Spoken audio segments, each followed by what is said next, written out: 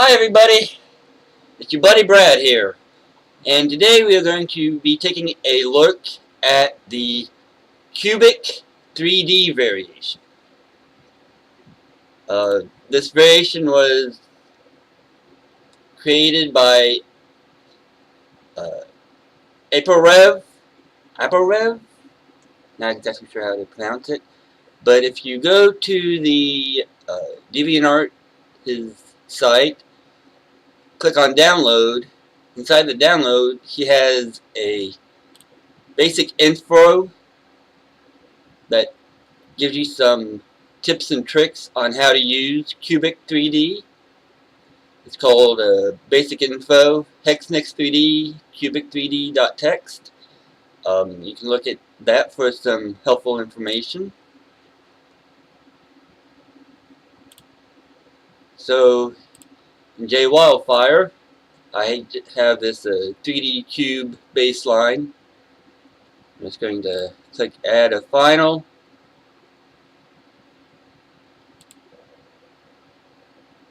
And select the Cubic 3D.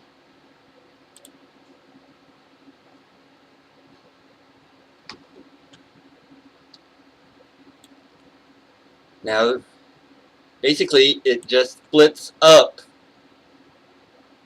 whatever is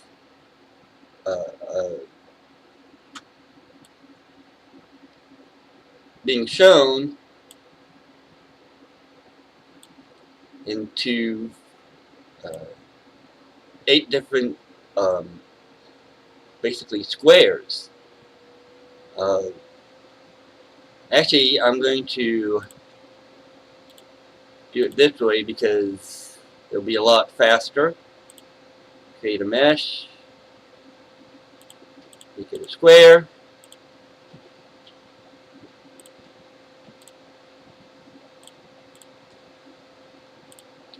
and adjust some pitch and yaw.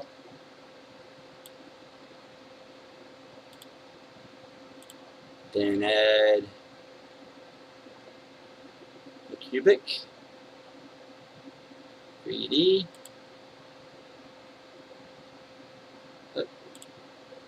Cubic.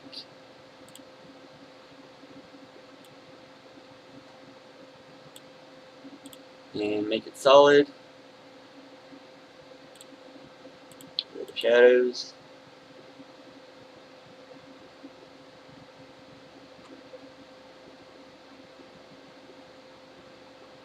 Actually, I wanted to kill the chaos.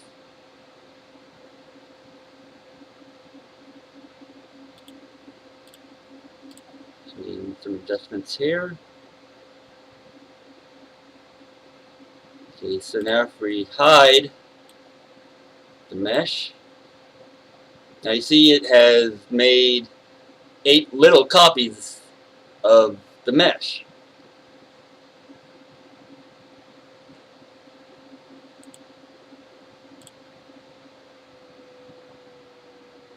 So if you look at the variation, we have an expand and a style variable. The expand actually controls the size of the cubes that it makes.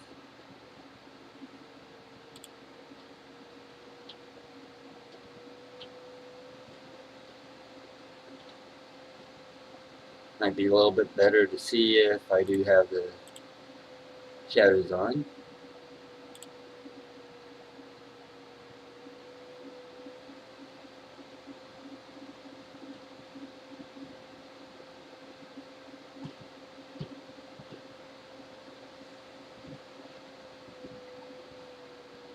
And so basically it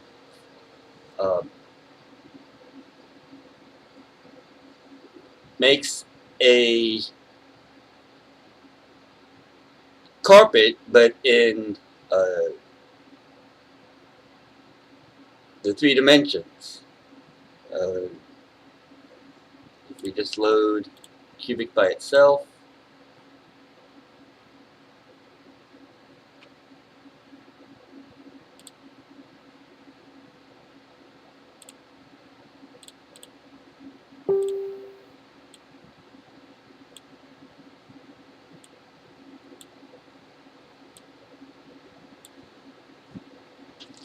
And if we expand this, keep expanding it all the way to 1, we actually get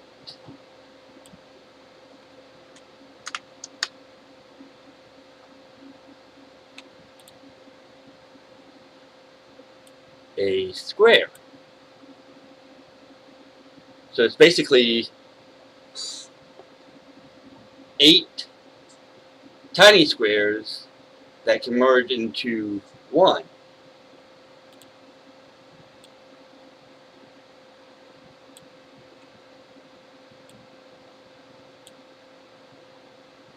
So here's 1, here's 1, here's 1, here's 1, etc.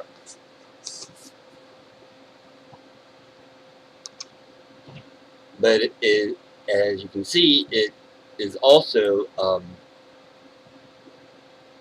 iterating it as well.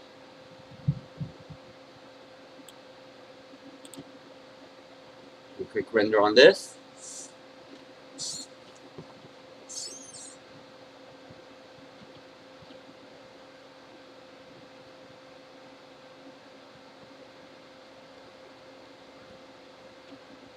So if you go back here with our mesh, we can also move the mesh around.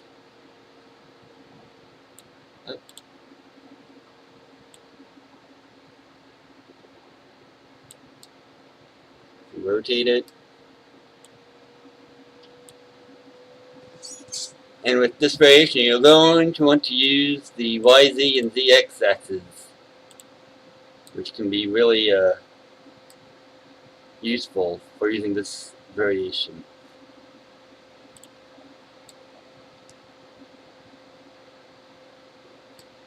It works both with the regular and post. And then the style, it kind of warps the cubes, or the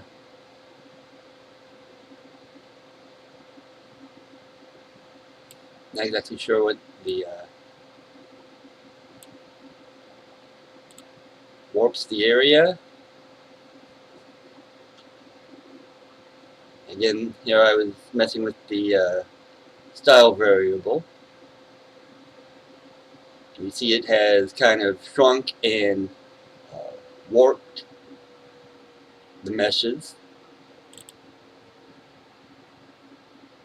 Here, if we look at it by itself, you can see how it is changing it around. Of course, if you go too high, you'll just get a bunch of nothing because it gets too blurry.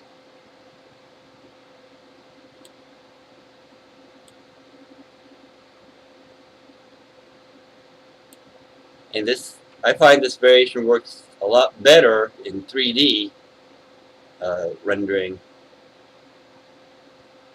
because like this kind of looks like a mess. Then when you render it in 3D, it gives a much better result.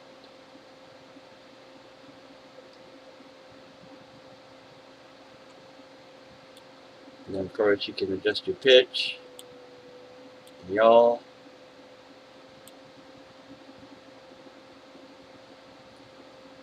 In his info sheet, he talks about that you can also use the post rotate X and Y and spin Z variations as a final. Of course, you'd have to use that along with a linear also. So if we just look at that, so we have a linear already here as a final.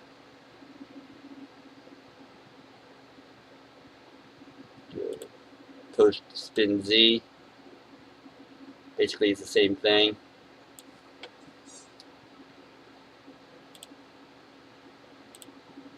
But then we can also use cubic as a final too.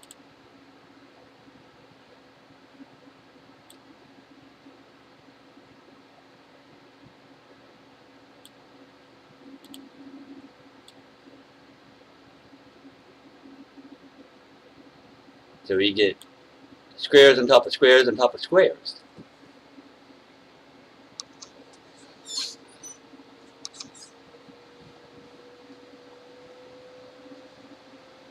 Or I guess I should be saying cubes since they are 3D.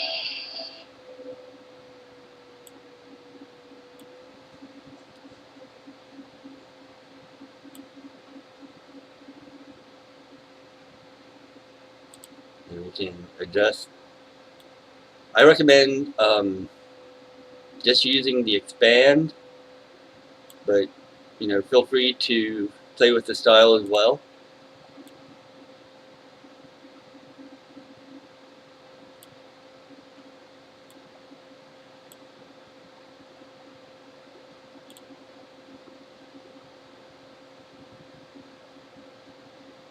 So you can see with this process you can get some great geometric type designs.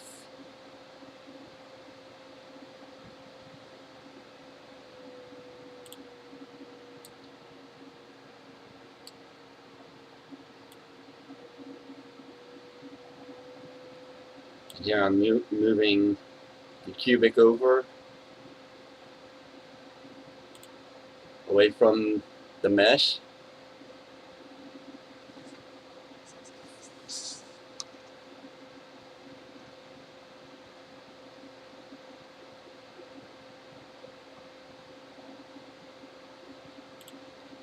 And another way you can use it, go back to object mesh, use it as a post variation.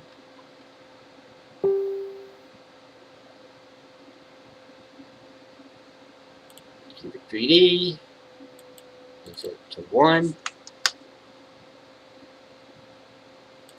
and post.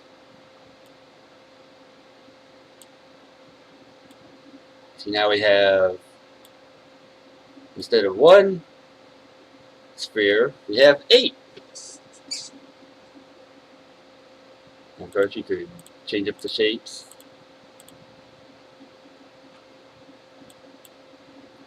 Adjust the expand. Now if you, with 1, they meet all together.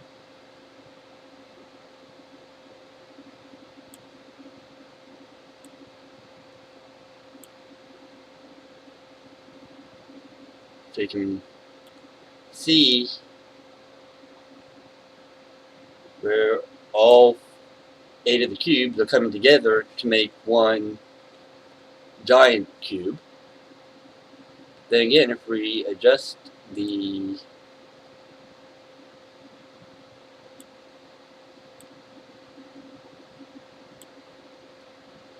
mesh and we increase the expand over,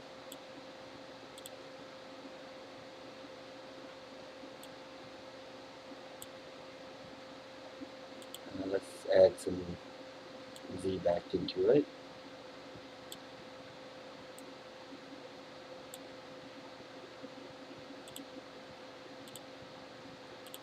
Like you say, see here, if you need to have, make sure you click the post button or else you wind up with just a bunch of noise.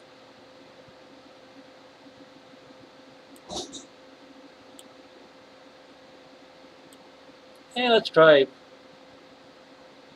moving the style here some.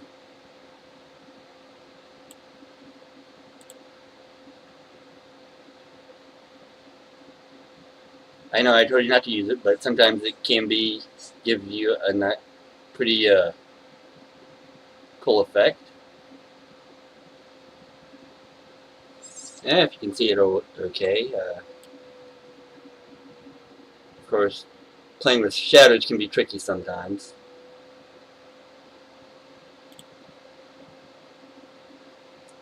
And of course, you can also look at the mini viewer up here too to get an idea while it's rendering.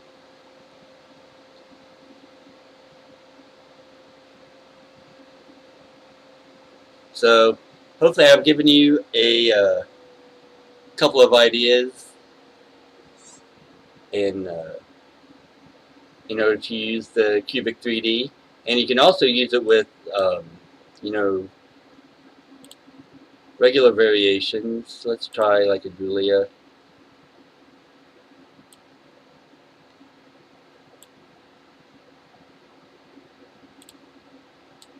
Change the Z.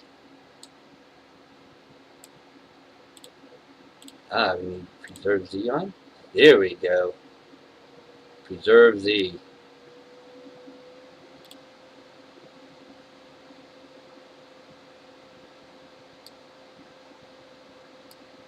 So you can also use this to make some really cool cube type shapes. So if you have any questions, please feel free to ask me. And until next time, talk to you later. Bye.